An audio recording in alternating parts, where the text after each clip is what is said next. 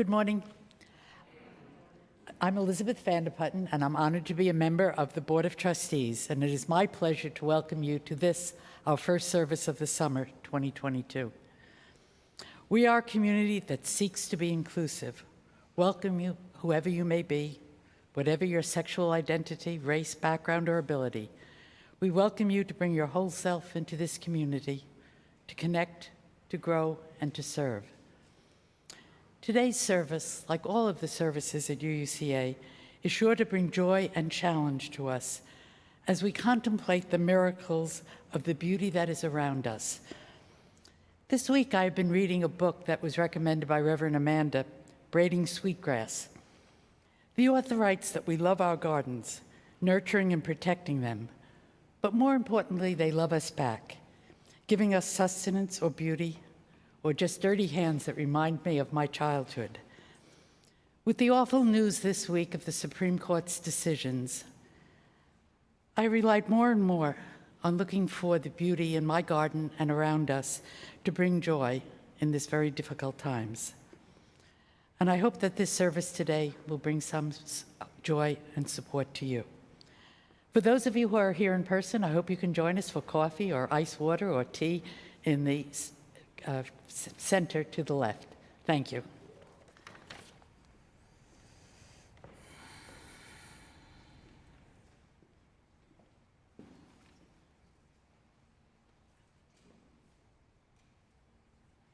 I invite you now to take a deep breath or two.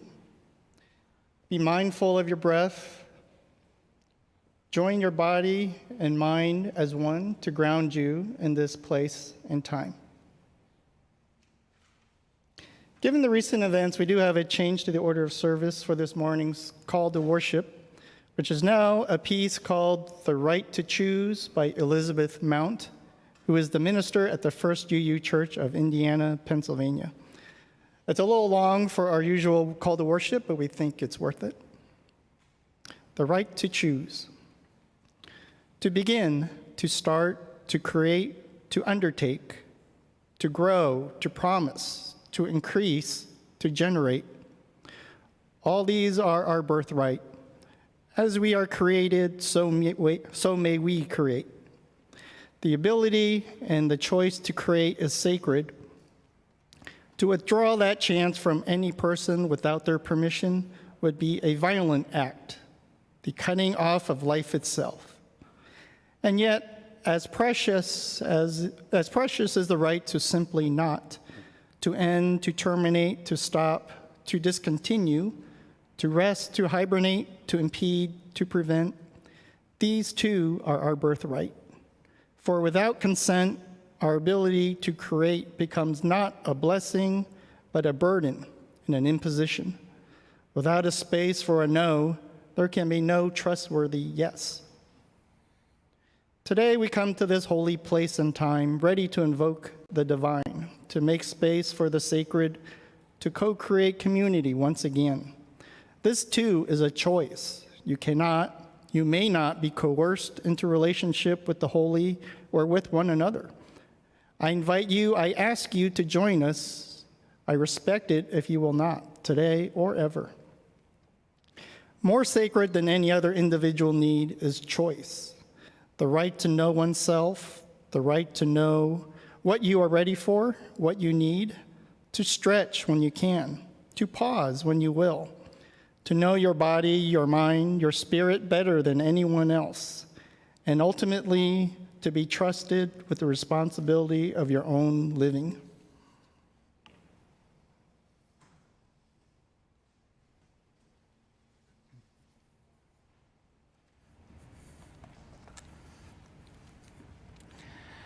We light our candle of compassion to acknowledge the joys, sorrows, concerns that we bring with us into our place of worship. We are anxious about recent Supreme Court decisions upholding guns while denying persons with uteruses their freedom to choose whether to create or not, and threatening to disallow same-sex marriage. We are anxious about the findings of the House Select Committee investigating the January 6th insurrection and continuing threats to our democracy. This morning, as every morning, our hearts are with the people of Ukraine in their continuing struggle for freedom. But looking for joy, we continue to celebrate this Pride Month of June, a time we set aside to honor and celebrate all of our sexual identities and our liberty to love whom we choose. We keep our welcoming rainbow flags flying for all to see. We're grateful for the beautiful and often cool weather that we have been enjoying this spring, and we wish it might continue through summer. Yet the passing of the summer equinox solstice this past Tuesday reminds us that the days are now becoming shorter. I say this just to remind us that our experiences of life are forever changing. But as you leave the sanctuary following our service, we invite you to take a moment to light a candle of loss, faith, hope, love, and perhaps write names of remembrance or your heart longings in our book of life. This is at the rear of the sanctuary.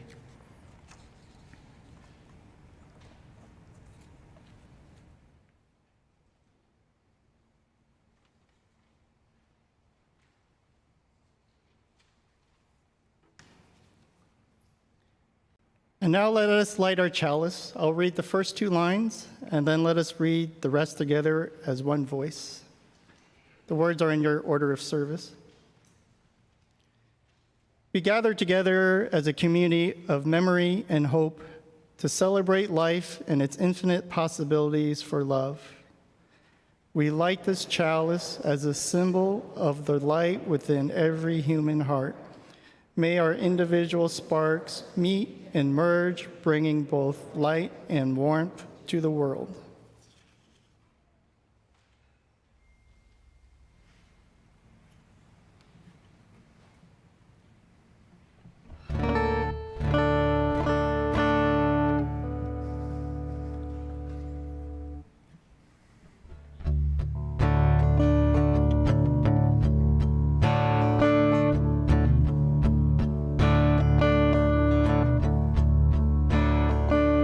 When I was a boy, each week on Sunday we would go to church, pay attention to the priest, and he would read the holy word, consecrate the holy bread, and everyone would kneel and bow. Today the only difference is everything is holy now. Everything is holy now.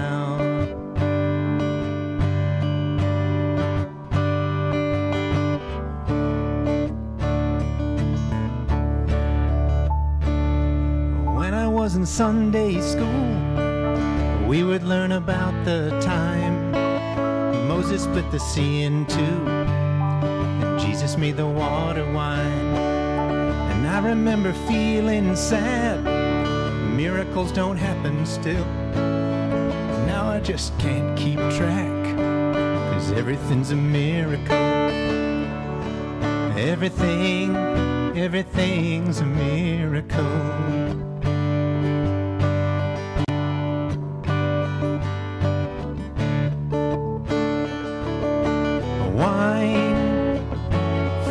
Is not so small, but an even better magic trick is anything is here at all.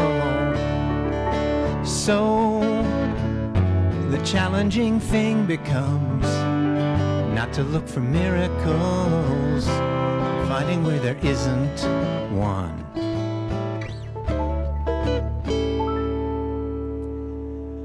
When holy water's rare at best, barely dip your fingertips. Now I have to hold my breath. I'm swimming in a sea of it. It used to be a world half there, heaven's second-rate hand-me-down. Now I walk it with a reverent air, 'cause everything is holy now. Everything is holy now.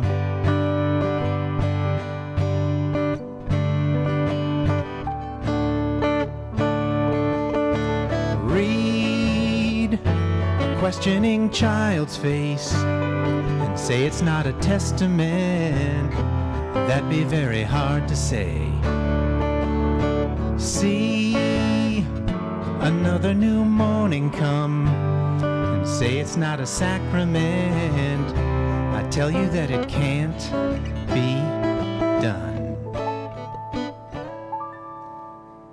This morning outside I stood and saw a little red-winged bird, and like a burning bush, singing like a holy verse. It made me want to bow my head, like I remember when church let out. How things have changed since then. Everything is holy now.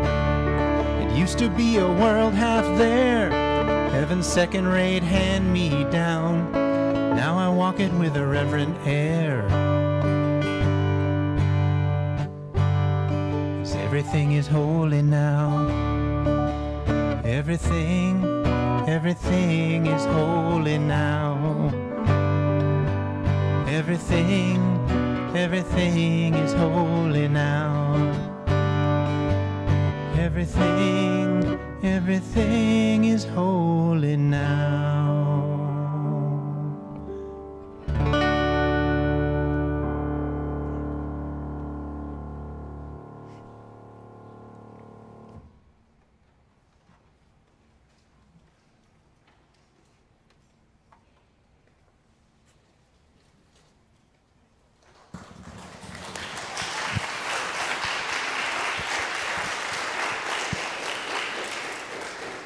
Thank you, Topher. I think that took my breath away. Oh my gosh, that was beautiful. Thank you. So we're doing wisdom lesson now. It's a little scary up here for me, so I'm hoping I see a couple of young friends out in the audience. I hope they'll join me up here for a little story.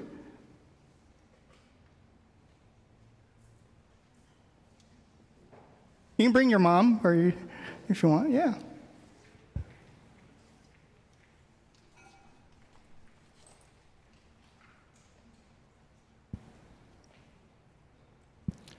Actually, we're going to start over here, if that's okay. We can all come over together. So we are going to go on a walk, okay? We're going to go on a walk. We're going to go walk down a pretend street, okay? You guys ever go for a walk around your neighborhood or anything? Yeah, so we're going to go for a walk. So let's line up here. We're going to actually do a walk. So what do we need when you go on a walk? Can you think of some things we might need for a walk? Yeah, how about shoes? You want to how about we put on our pretend shoes? You want to put on? Put on your what? Dress. And your dress? Yes, absolutely. And how about like your friends? We got to have our friends for a walk, right? Okay. How about a hat? Should we put on a hat for a walk? Yeah? Okay. So we are going to go ahead. We're going to start our walk. We're going to walking down a pretend street, and we're coming to our first stop. Let's look around. What do you see here on the street? What's something that you might see on the street? Cars, yes, cars. So cars, can you tell me something good about cars? They have windows so you can see outside, yes. And did you ride in a car to get here today? This morning? Yeah, so cars are helpful. They take you places. You have anything? What do you see? Anything? You know what I see? I see a tree. You see a tree? Yeah? Can you say hi to the tree? Hi, tree. The tree's out there. Hi, tree. You want to give the tree a hug? Let's give the tree a hug. Can we do that? tree hug? Yeah. Okay. Well, then let's keep on walking now. We're continuing our walk down the street. And oh no, it's raining. Did you feel that? It's raining. Oh my gosh. What do you guys think about the rain? Puddles? Yeah, you're right. So a lot of times when it's raining, we're like, oh my gosh, I'm sad. It's raining. There goes all my plans. But then there are lots of good things about rain too, right? Like you said, there's puddles and plants can grow. Exactly. Because nothing can grow without rain. Exactly right. Anything? Do you like the rain? Yeah, you like the rain. Good. You like the rain too? Good. Because I'm often like, well, I guess I can't go on my hike today. It's raining. So sometimes I'm kind of sad that it's raining. But then you stop and think and you say, oh, well, actually, rain is good. Just like you said, we have puddles. And the rain helps the plants and the trees. So let's continue on our walk. We're going to continue walking down our street. Okay, we've come to another stop. And what do you see? Let's look around. What do you see here on the street? What was that? Friends. Mm-hmm. Friends. Yeah, you see friends? Good. They're like friends around your neighborhood? Yeah. So can you imagine life without your friends?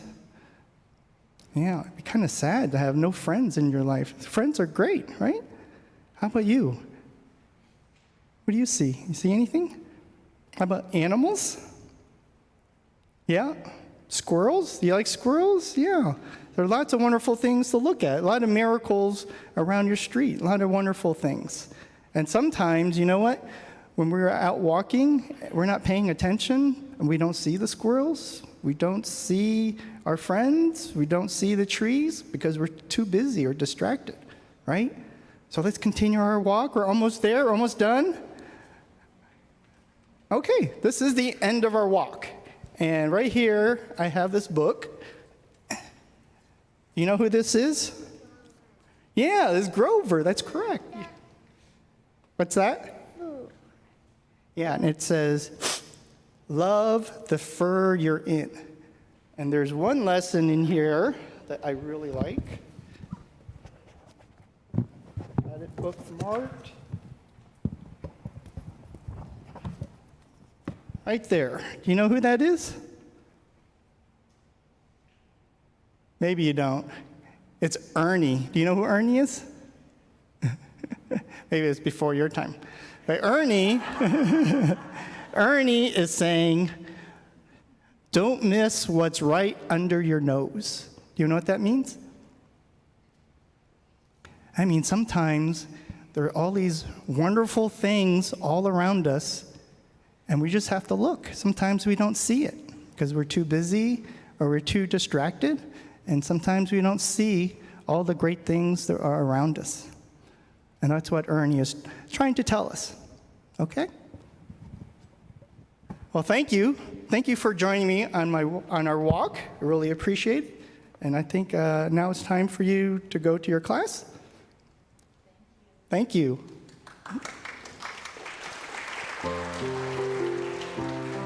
Please raise your voice or join in spirit to sing the children away. Peace to you on your way. May you grow in love each day, meeting new friends and opening your mind to the wonders of the world you will find, to the wonders of the world you will find.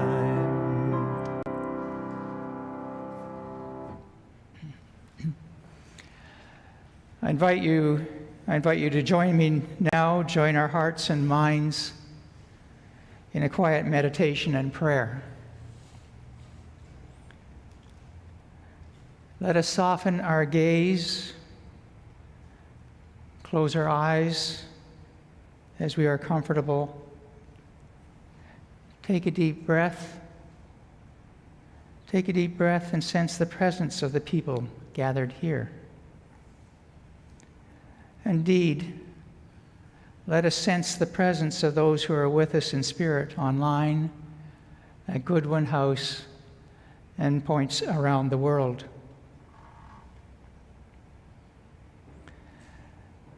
Let us be open to the silence, and yet being aware of the background sounds in the room, muffled noises from outside. May we begin to hear the soft beating of our hearts as we listen for messaging arising from within. The recent ruling of the Supreme Court denying reproductive choice is momentous. We are caught off balance, and the world as we knew it for 50 years is now upside down. Dear God, help us to understand. The Reverend Elizabeth Keaton offers me some help with her prayer for the journey towards reproductive choice. Holy, gracious, and loving God, we are complex beings living complicated lives. Give us the courage to discern what is right and what is good, and know that the two may not always be the same.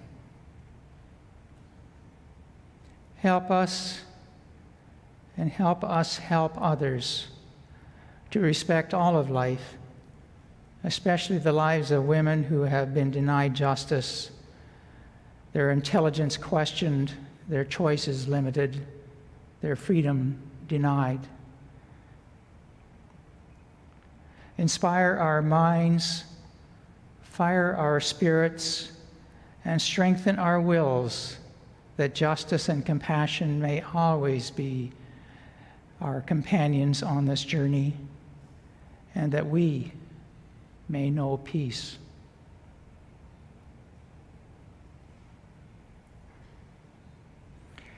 Spirit of life and love, as hard as life gets, as sad or lonely or anxious as we sometimes feel, may we always be consciously aware and grateful for the gifts of nature and the gifts of all the people who work to make our lives possible. May we hold in our hearts all of those known and unknown who are in need, for the list is long. And may we find in ourselves the energy, knowledge, and commitment to bring more loving care to our world. In this time of silence, let us listen for our own prayers arising out of the depths of our hearts.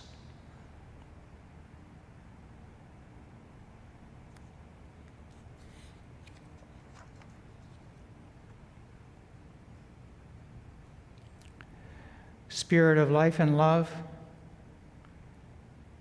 teach me how to trust my heart, my mind, my intuition, my inner knowing. Teach me how to trust the senses of my body, the blessings of my spirit. Teach me to trust these things so that I may enter my sacred space. So that I may enter my sacred space and love beyond my fear, and thus walk in balance with the passing of each glorious sun. With love and gratitude, amen.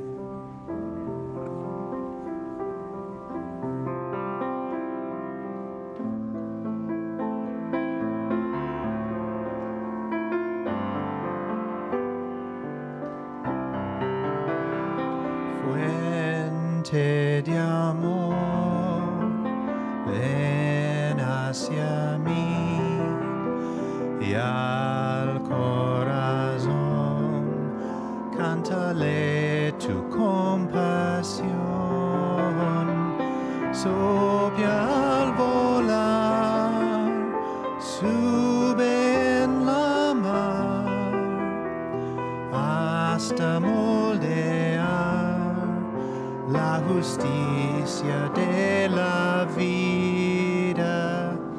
Arraigame, libérame, fuente de amor, ven a mí, ven a mí. Spirit of life, come unto me. Sing in my heart all the stirrings of compassion. Blow in the wind, rise in the sea, move in the hand, giving life the shape of justice. Roots hold me close, wings set me free. Spirit of love, come to me, come to me.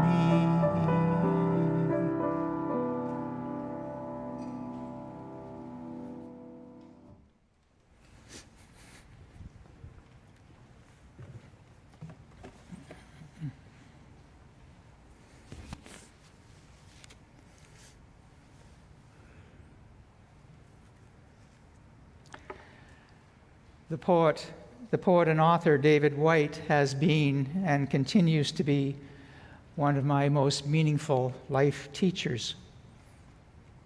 His poem, The Opening of Eyes, is a favorite. I invite you to join me in experiencing his poetic lesson with all of your senses, not just to hear the words, but perhaps to feel the emotional tug of the metaphors and a gradual arrival of meaning. I will read the poem through twice and then hold a few moments of silence for our meditation. That day I saw beneath dark clouds the passing of light over the water. And I heard the voice of the world speak out. I knew then, as I had before, that life is no passing memory, or no passing memory of what has been, nor the remaining pages of a book waiting yet to be read. It is the opening of eyes long closed. It is the vision of far-off things seen for the silence they hold. It is the heart, after years of secret conversing, speaking out loud in the clear air. It is Moses in the desert, fallen to his knees before the lit bush. It is the man throwing away his shoes as if to enter heaven and finding himself astonished, opened at last to fallen in love with solid ground.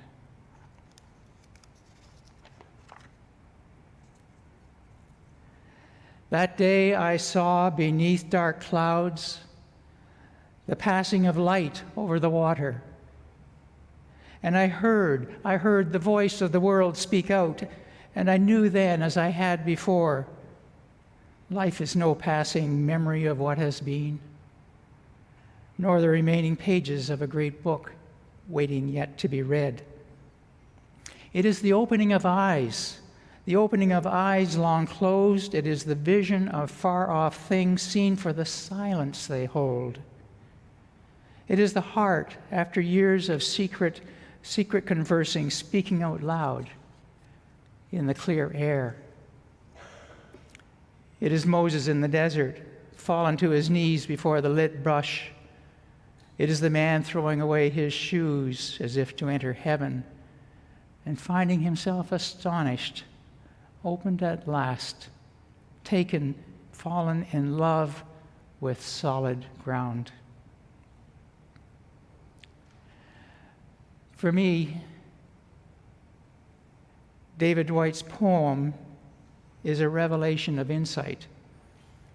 The simple act of noticing the beauty, delight, wonder, and awe that has been here all along, waiting for us to metaphorically open our eyes to see and to respond to.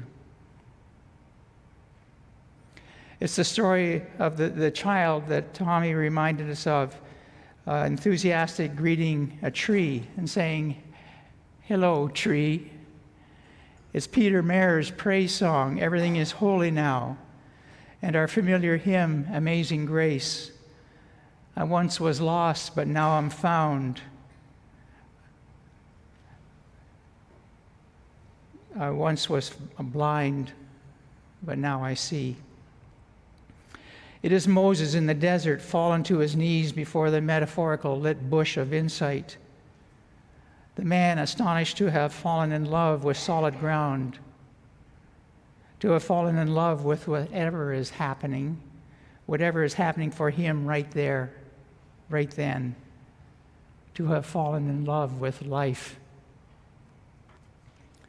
The poet Ellen Bass speaks of love and life in her memorable poem. The thing is to love life, to love it even when you have no stomach for it, and when everything that you've held dear crumbles like burnt paper in your hands, your throat filled with the silt of it. But then you hold life like a face. You hold life like a face between your palms, a plain face, no charming smile, no violet eyes. And you say, yes, yes, I will take you. I will love you again.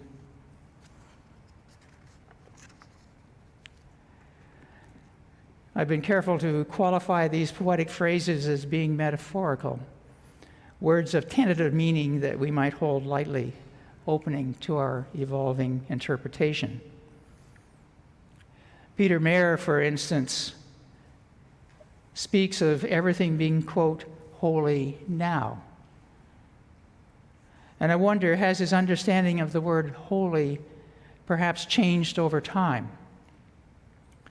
I imagine he used to accept the church's teaching that the word holy was reserved for matters that the church deemed to be worthy of his veneration. Now, with presumed spiritual maturity, Mayer seems to have taken ownership of the word holy, to see the divine in all of life. Now he says, I walk through the world with a reverent air, because everything is holy now. Yet, as profound as this statement seems to be, I'm still left wondering, well, what changed? What changed for Mayer such that he sees everything as being holy now? Might he be implying the converse?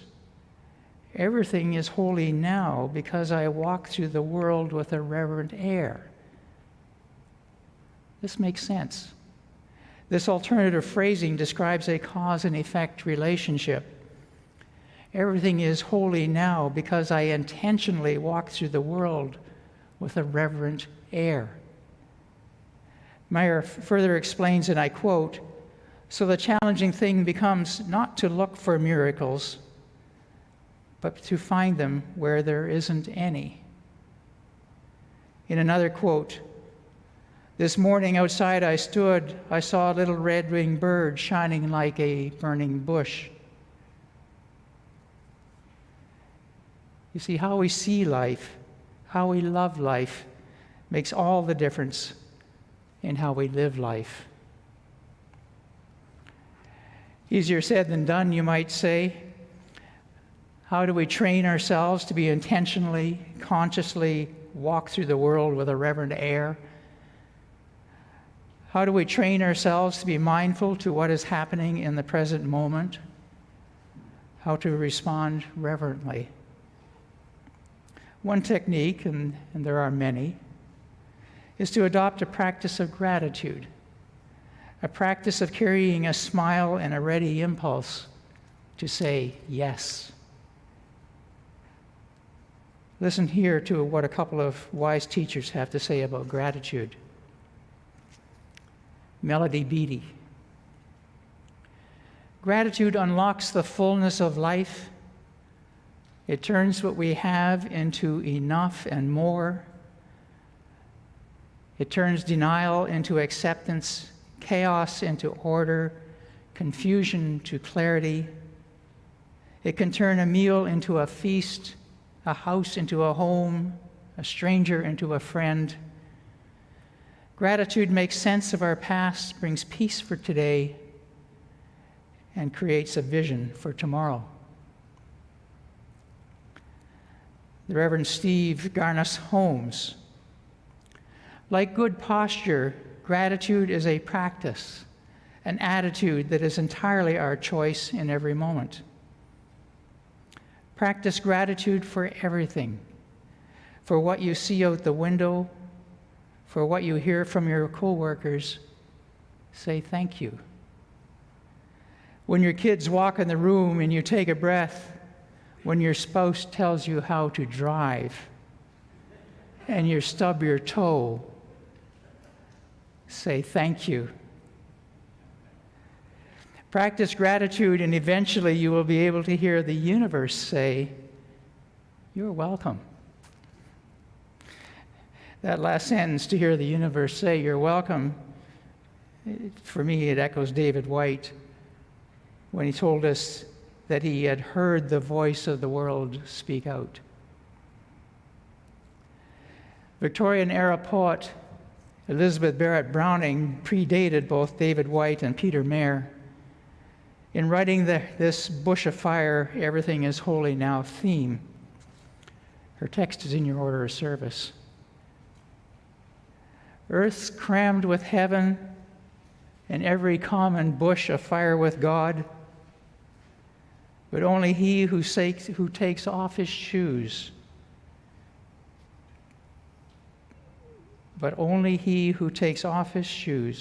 the rest sit around and pluck blackberries. Well, I must apologize to Miss Browning, but I couldn't resist reframing her poem for our current time. Life is full of goodness and love, and yet all of nature cries out for our care. But only people who understand the urgency put on their shoes and work against climate change. The rest sit around consumed with social media. James Baldwin, writing against racism in the 60s and 70s, may have predated social media, but he understood the underlying pathology. In his 1974 novel, If Beale Street Could Talk, Baldwin wrote, "Neither love nor terror makes one blind. Neither love nor terror makes one blind. It's indifference that makes one blind."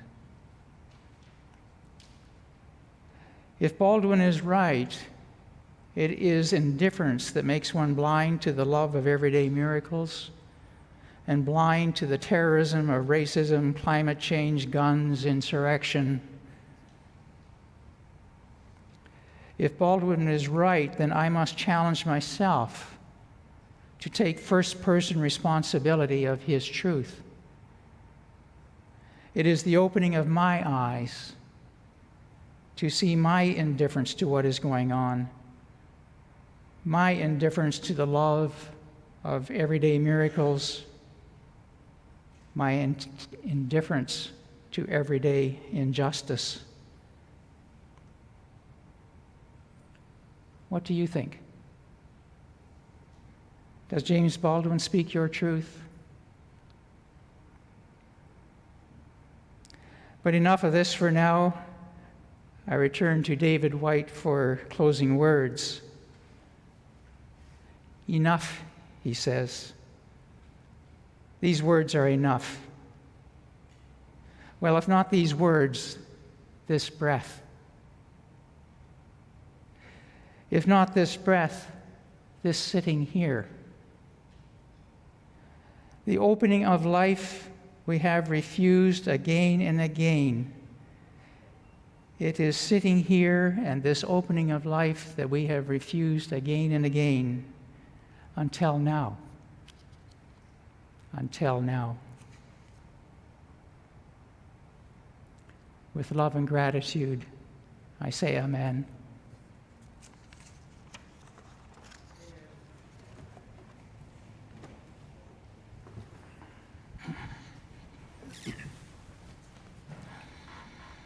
Please raise your voice or spirit to hymn 1008 in the Teal hymnal, When Our Heart.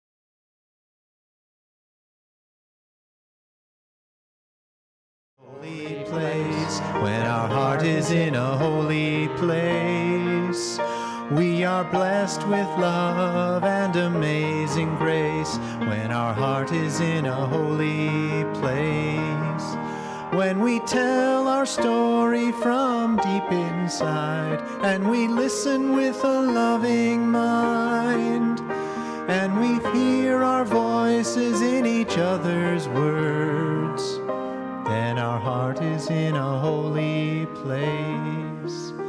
When our heart is in a holy place, when our heart is in a holy place, we are blessed with love and amazing grace. When our heart is in a holy place, when we share the silence of sacred space, and the God of our heart stirs within, and we feel the power of each other's faith, then our heart is in a holy place. When our heart is in a holy place, when our heart is in a holy place, we are blessed with love and amazing grace. When our heart is in a holy place, when our heart is in a holy place.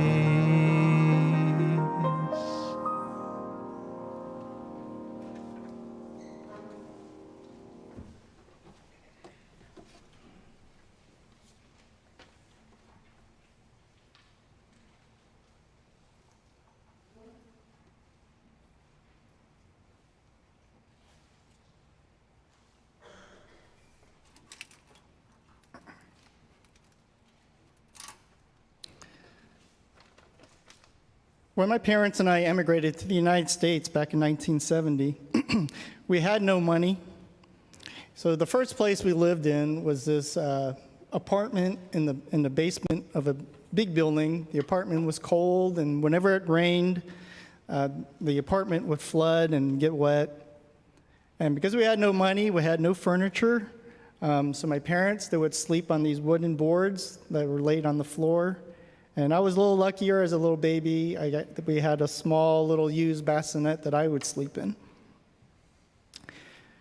So in June, our Share the Plate recipient helps people in situations just like that. UUCA shares the plate with Alive. 70% of our offering will go to this nonprofit organization, which serves low-income persons in Alexandria with critical essentials such as food and shelter. The remaining 30% is used by UUCA for the lifeblood of the congregation. Alive is operated by 50 affiliate congregations of different faiths. UUCA has been an active member since 1990. Your donation will provide food and help to prevent evictions for people who are struggling to make ends meet in the current challenging environment as the pandemic continues and inflation increases. Alive offers basic services to alleviate the suffering caused by poverty, offers paths out of poverty through education and a lift, and advocates for solutions and programs that address basic human needs at the local level. You are invited to learn more about Alive in Fellowship Hall after the service from our UUCA members Diana Day and Anne Marie Hay,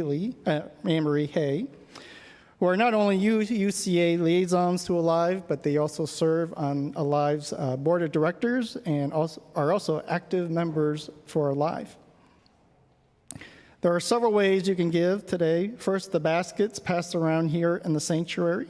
If you write a check, please write "share the plate" on the memo line. You can also give online at our website, uucava.org, or by PayPal or by text per the instructions on the screen or in the order of service. UUCA is a generous congregation that supports those who need help and those who live on the margins of society. So will the ushers please collect the offering?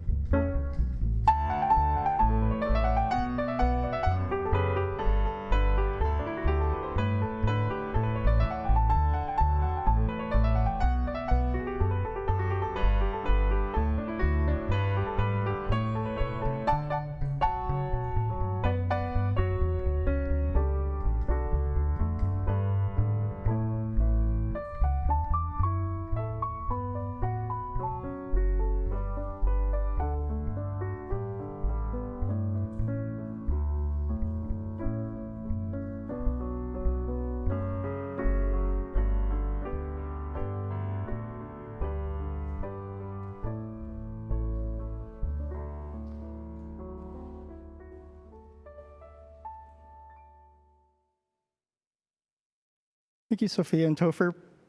Ushers, please bring the offering forward.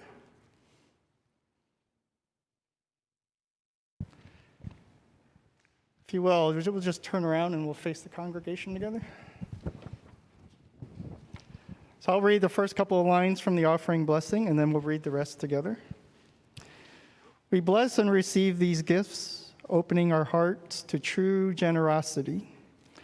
Let us be grateful when we give, be it time, talent, or treasure, for giving brings us joy. Let us be grateful for our needs and the experience of vulnerability, for they teach us how to receive in community and love. Let us be grateful for those who share their gifts to nurture this congregation, for it is a blessing to make a difference together. Thank you.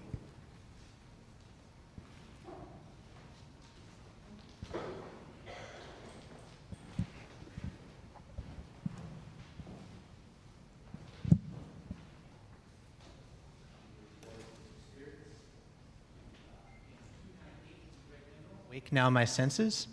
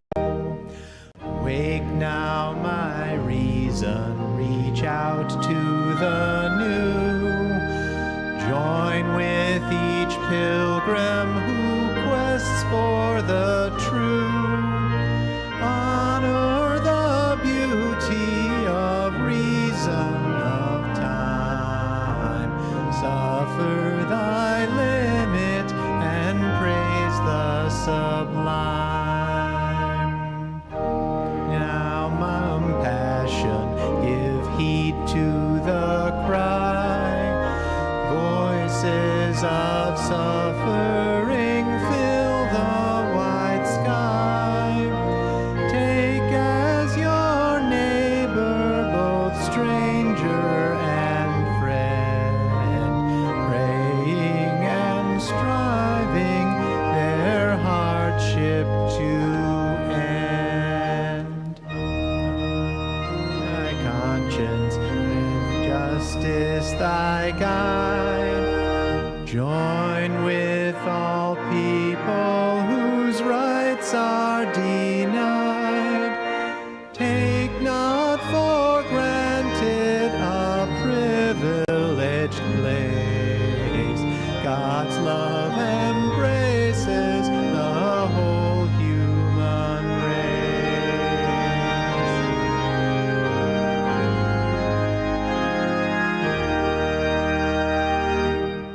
Now my vision of ministry clear, brighten my pathway with radiance here.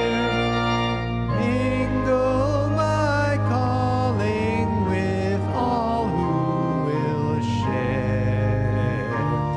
Work toward a planet transformed by our care.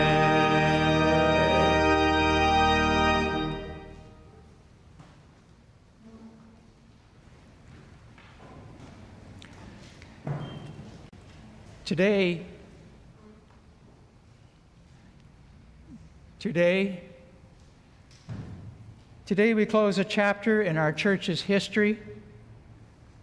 Today we say goodbye to Marianne Bolton.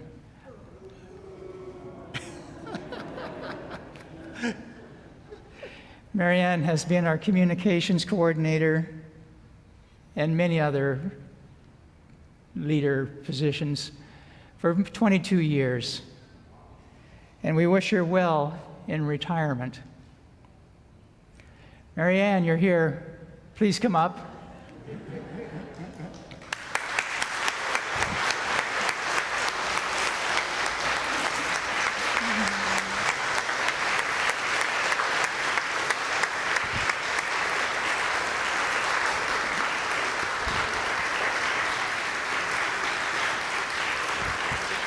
Thank you.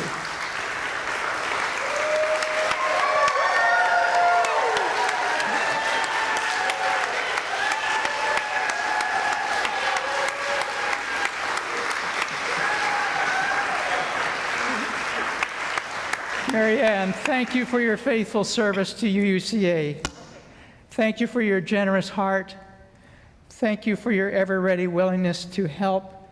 Thank you for your everyday willingness to say yes.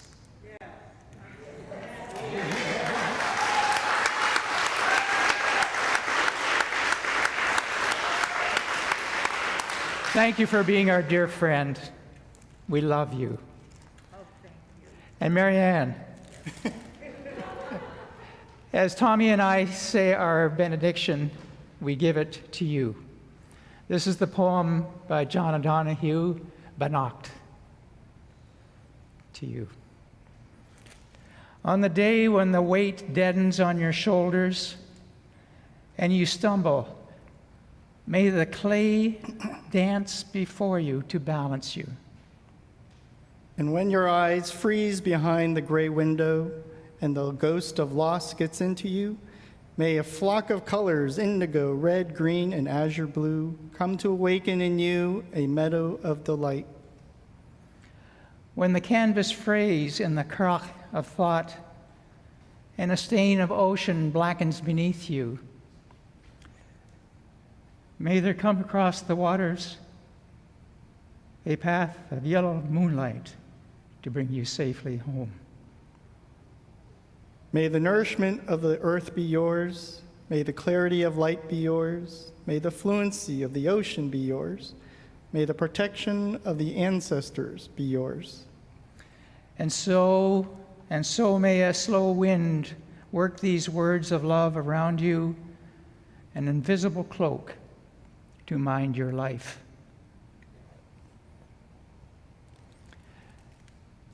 Thank you. Thank you. You're excused.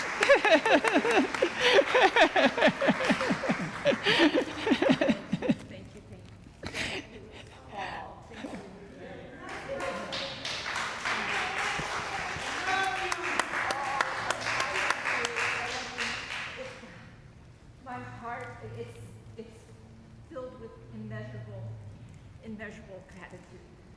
Thank you. And yes, I love you too. And thank you for all these years of your friendship, your kindness. Thank you. For you, just knowing you, I'm a better person. Thank you. And David, and everybody, it's not goodbye. I will see you around.